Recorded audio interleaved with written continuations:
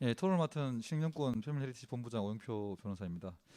제가 뭐 신탁업을 지금 하고 있어가지고 좀 조심스럽긴 한데 오늘 좀 토론자에 충실하게 임해서 한번 좀 약간 세게 말씀을 좀 드리려고 하고 있고요. 이 법경제학적인 측면은 사실 저도 되게 관심이 많은 분야인데 국내 연구도 많이 안 되고 있는데 서영 교수님이 아주 좋은 발표문 해주셔서 저는 되게 감사드리고 오늘은 토론자의 지위에 충실하게 조금 말씀드리도록 하겠습니다. 그 발표 자료 4페이지에서 이제 항상 궁금해하는 부분 중에 하나인데 민법에 일단 뭐 대리인, 뭐 신탁법의 수탁자, 그다음에 회사법의 임원들에 대한 이제 이 본인과 대리인의 문제 관련해 가지고 이게 사실 구조에 따라 차이가 꽤 많을 것 같거든요.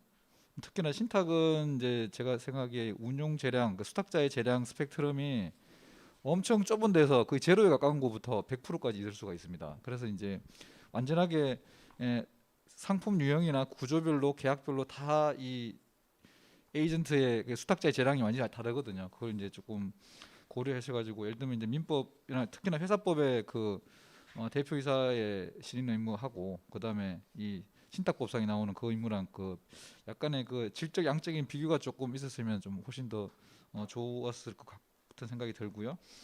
그다음에 이제 프린시플 에이전트라고 하면 그러면 과연 에이전트는 수탁자인데 프린시플은 누구냐? 위탁자로 볼 거냐? 아니면 수익자로 볼 거냐? 여기에 대해서 많이 달라질 것 같거든요. 왜냐하면 일반적으로 수익자는 사실 신탁에 대한 통제권은 거의 제로에 가깝게 수렴을 할 거고요. 수탁자에 대한 통제가. 위탁자라고 하면 신탁 해지, 뭐 수탁자 경질 모든 권한을 다 행사할 수가 있습니다. 물론 계약서에 따라 다르긴 하지만 그래서 결국 프린시플 그러니까 본인을 누구로 볼 거냐에 따라서 측면이 완전히 달라지거든요. 그 측면들이 여기에 좀 고려가 되면 훨씬 좀 효율적인 논문이 될 것 같은 느낌이 들고요. 그다음 6페이지에 이제 감시로 인해서 감시를 통해서 이제 그 대리 문제를 좀 해소한다는 거 하는 건데 이제 저도 사실 이게 중요한 부분이라고 생각하고 그러면 결국 이제 우리가 설계해주는 가족 신탁 영역은 사실 위탁자의 지배력이 거의 100%에 가깝습니다. 본인이 침해 등 사무처이 없는 시점 전까지는 완전하게 통제, 계약 해지부터 변경, 수익자 변경 다 가능하거든요. 그럼 그리고 위탁자가 지배하는 신탁을 우리가 일반적으로 설계를 하고 있어요. 그래서 그런 측면이 하나 있고 그거와 다른 측면이 또 하나가 뭐냐면 우리 이제 신탁업자 우리가 상사 신탁이라고 하면 결국 이제 신탁업 인가를 받은 신탁 회사인데 우리 자본시장법에서 이 수탁자의 감시 감독을 국가기관이 한단 말이에요. 그러면 결국 이제 감시 기능이 엄청 높아지는 거죠. 그 개인 간의 미자 신탁과 달리 상사 신탁은 완전히 감시를 금융위가 하는 거예요. 금융금감원이 하고 있는 거죠. 우리가 법 규반을 한다고 하면 신탁 계약서가 있고 신탁 원장이 있고 등기부에 신탁 원부가 들어가 있어요. 위반했는지 아닌지는 바로 와서 보면 객관적인 증표로 다 확인이 되는 거예요. 그래서 이 상사 신탁 영역에서의 그 대리인 문제가 저는 기본적으로 크지 않다고 생각하는데 이제 말씀하신 걸 봐서는 꽤 크게 말씀하셔가지고 약간 상대적인 비교가 좀 필요할 것 같은 느낌이 좀 들고요. 그다음에 나아가서 이제 우리가 충실 의무 관련된 조항을 자본시장법이 예를 들면 신탁 행위로 달리할 수 있다는 신탁법 조항을 자본시장법이 아예 막아놓은 규정이 있습니다. 그 본인과 그 수탁자하고 위탁자 간의 관계상 그래서 그런 것들이 있어서 실제 법 설계도 상사 신탁을 훨씬 더 강하게 감독 감시하고 아예 신탁법을 아예 오버로드 해버리는 그런 것이 나왔으니까 이제 그런 부분들이 여기 어떻게 영향을 미치는지 좀 서술이 좀 설명이 되면 좋을 것 같고요. 그 다음에 8페이지 설명을 하시면서 이제 뭐 회사는 주식을 팔고 나가면 된다고 하는데 신탁은 사실 위탁자가 신탁 계약을 해지하거나 수탁자를 바꿔버릴 수가 있잖아요. 그거만큼 또 효과적인 게 없는 거죠. 그리고 만약에 수탁자가 말을 안 듣는다라고 하면 수탁자 해임, 새로운 수탁자 선임할 수가 있습니다. 실제 저희도 타사 수탁자인 걸 우리 쪽으로 수탁자 경지를 받아오는 케이스가 있거든요. 왜 마음에 안 드니까 저쪽으로 바꿔버리거든요. 그러니까 어떻게 보면 위탁자의 권한이 엄청나게 강한 신탁 설계를 지금 하고 있습니다. 특히나 가족 신탁 행위에서는. 그래서 뭐 주주가 주식을 팔고 나는 것보다 더 효과적인 방법으로 수탁자를 통제하는 장치가 이미 만들어져 있다. 그 부분을 좀 설명을 드리고요. 그다음에 그 조금 연장선인데 우리가 신탁 구조를 짜면 이제 자익 신탁이냐 타익 신탁이냐 결국 위탁자하고 수익자가 다르냐 같으냐가 완전하게 신탁 계약 구조가 달라지거든요. 그래서 이제 예를 들면 지금 대리인 문제가 과연 이제 자익 신탁과 타익 신탁에 어떠한 차이가 있는지에 대해서 답을 좀 주시면 훨씬 좀 좋을 것 같습니다. 특히나 또 나아가서 이제 우리 신탁법이 도입한 자기 신탁 그럼 그 위탁자가 바로 수탁자가 되는 거잖아요. 그러면 그런 경우에는 아예 그냥 대리 문제가 안 생기는 구조도 나올 수가 있습니다. 그래서 이런 부분들이 좀 구분이 돼서 정리가 되면 좀 좋을 것 같다는 느낌이 들고요. 그다음에 이제 요 발표문을 보시면 이제 이거 신탁을 해도 되겠냐, 이거 너무 위험하다라고 생각하실 분들이 많을 것 같아가지고. 근데 이제 우리가 보면 이제 제가 주로 하고 있는 가족 신탁 영역은 결국은 도구의 선택의 문제입니다. 그럼 내가 그러면 그냥 내 상속 계획을 법정 상속으로 내려줄 거냐, 아무것도 안 하고, 근데 유언할 거냐, 정리할 거냐, 아니면 신탁하는 게 좋은 거냐, 이 선택의 문제이거든요. 그럼 그 세 개 중에 저는 가족 신탁이 제일 안전하고 확실하고 분쟁을 예방하고 사회적 비용을 줄인다고 생각해서 제안을 드리는 건데, 사실은 뭐 위탁자 입장에서, 위탁자가 되려는 입장에서 자기는 선택 안 하면 되는 거거든요. 그래서 이제 다른 수단에 비해서 과연 신탁 구조가 대리 문제가 더 극심한 거냐, 이것도 사실은 이제 좀 답을 주시면 좋을 것 같다는 생각이 듭니다. 예, 이상으로 제가 궁금한 거나 아니면 좀 의견을 좀 드렸습니다. 예. 네, 감사합니다.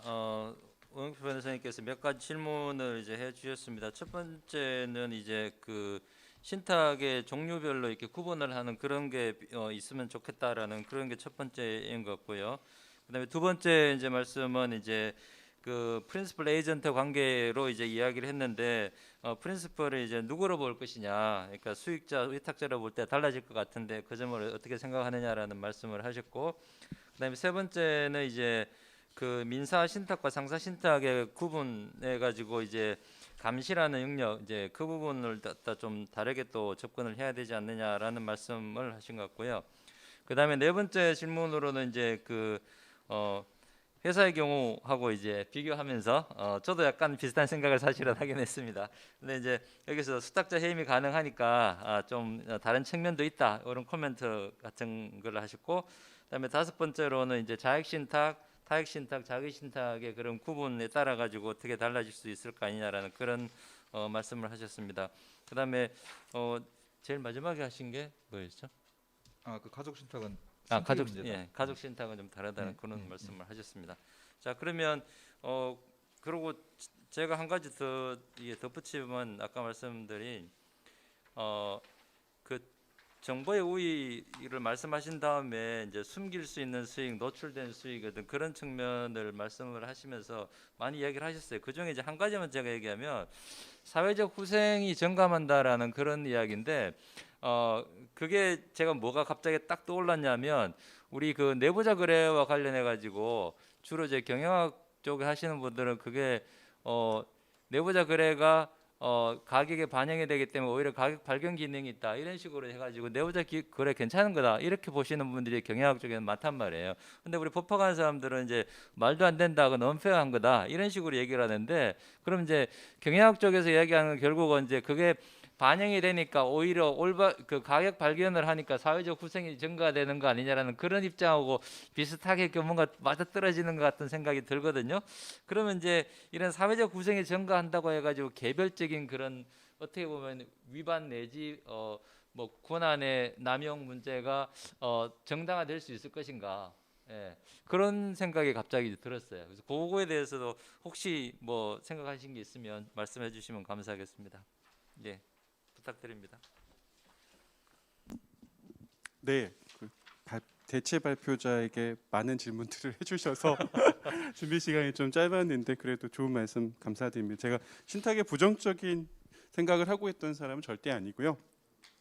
이 법경제학의 단점 중에 하나가 가장 심플하게 몰고 나가는 방법을 사용합니다. 그래서 변수를 많이 만들면 법경제학은 절대로 뭐가 설명 방식이 안 되기 때문에 그냥 일반적인, 그러니까 우리 시장이 완전 경쟁 시장이 불가능한 것도 많은데 전제 자체를 상당히 심플하게 하기 위해서 많은 부분들을 심플한 모델을 좀 픽스를 하고 가고, 수화식을 하려고 할 때도 그 전제 조건은 상당히 심플할 수밖에 없었습니다. 이제 그런 서술 방식을 쓰려다가 보고 이제 전환하는 바람에 오 변호사님께서 말씀하셨던 다양한 스펙트럼과 이런 것들을 다 일일이 분석하는 것 자체가 법경제하고는 좀 어울리지 않았기 때문에 좀 생략됐다 할지라도 오해가 없으셨으면 좋겠다는 생각을 해봅니다.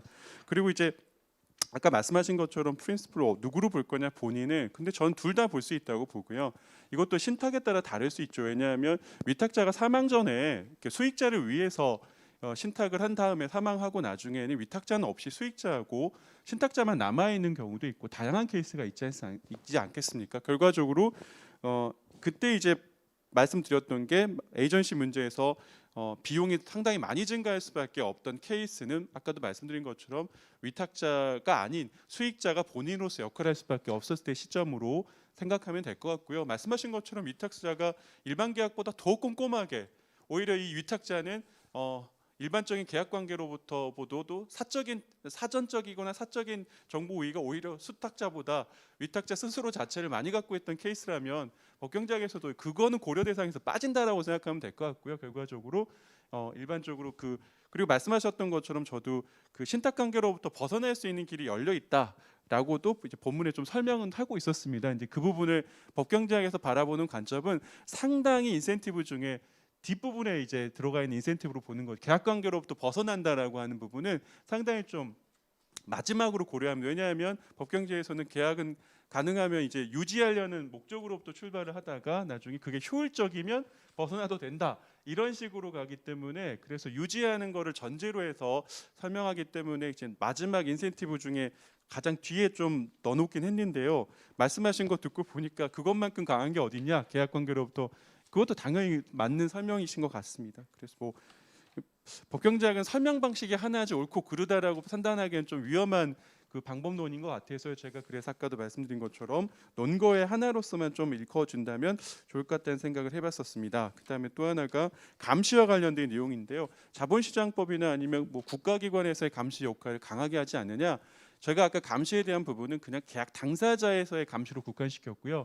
결과적으로 신탁 관계에서는 결과적으로 위탁자나 수익자는 감시를 못하는 경우가 생길 수 있고 그렇게 된다면 감시를 통해서는 에이전시 비용을 줄일 수 없게 되는데 그럼 점점점 수탁자는 자신의 정보 우위를 가지고 이해관계에서의 더 많은 걸 하려고 하게 되는 거고 그렇게 되면 점점 레몬마켓 시장이 발생할 거고 그렇게 되면 악화가 양화를 구축하는 그런 상태가 발생하니까 그걸 막기 위해서 자본시장법 기타 등등의 법들이 만들어진 거 아닌가 이런 생각도 해보고 있거든요. 그럼 결과적으로 법에 의한 감시는 결과적으로 계약 당사자에 의한 감시랑은 다른 관점에서 설명이 돼야 되기 때문에 그 감시가 강한 것도 뭐 맞는 말씀이시고 근데 그 부분을 설명하는 것은 이번에 이제 계약 당사자로서의 의미하고는 좀 벗어나는 감시 모니터링인 것 같아서 설명을 좀 못 드렸는데요. 당연히 오 변호사님 말씀하신 것처럼 우리 사회에서 국가 등에 의해서 감시되는 것들이 잘 되고 있는 거라는 것도 뭐 맞는 말씀 지적으로 생각하고 있습니다.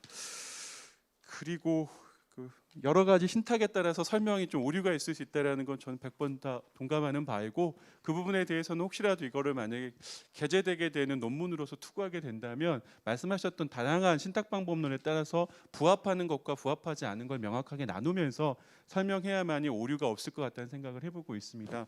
그리고 이제 다른 것도 뭐 질문을 해주셨는데요. 제가 그 부분에 반박하려고 하는 건 아니고요. 당연히 그거는 다 수긍해서 당연히 발제문에 담아야 되는 게 또 타당하다고 봤기 때문에 별다른 말씀은 안 하도록 하겠고요. 그리고 김병현 교수님께서 마지막으로 사회적 후생을 바라보고 있는 경영학자들의 판단하고 법학자들의 판단이 다르게 되는데요. 이제 법경제학은 후자입니다. 경영학적 마인드로 가지고 있지 않습니다. 결과적으로 대차제도표상의 그 수치상으로 하는 게 아니라 법경제학 측면에서의 비용을 판단함에 있어서는 그 일시적인 돈의 흐름도 중요하겠지만 그를 통해서 발생하는 역효과가 수치상으로는 어렵잖아요. 이걸 통용 불가능성이라고 부를 수도 있겠지만 그것까지도 다 비용화시키려고 노력을 할 수밖에 없기 때문에 아까 말씀하신 것처럼 엄폐화하거나 아니면 이를 통해서 계속 악순환이 구조가 돼서 제도 자체의 붕괴까지도 다 비용으로 포섭하려고 노력을 하기 때문에 결과적으로 일시적인 가격에 대한 반영을 통해서 하는 거를 후생으로 볼 수 있을 것이냐 볼 수는 있지만 그 후생을 위에서 감수해야 되는 역효과나 반사적인 불이익이나 아니면 그 제도적으로 발생할 수 있는 그 불공정성을 통해서 발생할 수 있는 신뢰 이런 것들도 다 비용으로서의 계산을 해야 되는 게 이제 사회적 후생에 대한 방법론이기 때문에 어렵다라는 건 당연히 수긍합니다. 어떻게 그러면 그 계산할 거냐라는 부분에 대해서는 당연히 그 감수를 하면서도 그 계산해 나가는 그 노력이 바로 의미 있는 과정이 아니겠느냐라고 하면서 법경제학에서는 사회적 구성을 그렇게 판단하는 것 같습니다. 경영학적 마인드하고 좀 다른 게 이제 법경제학에서의 마인드라고 보시면 될 것 같고 그다음에 나중에 엄폐한 행동 자체를 대체자 집행하는 그 비용까지도 다 포섭하고 그러니까 국가에 의해서 감시되거나 국가에 의해서 하는 부분도 다 사회적 구성에 넣기 때문에 그렇게 따지게 되면 가격에 조금 더 반영됐다라는 것만으로 사회적 구성의 전체적 증가라고 판단하기는 좀 어렵지 않을까라는 생각도 해보고 있습니다. 네. 네, 감사합니다. 역시 저희는 말을 하고 살아야 되는 것 같습니다.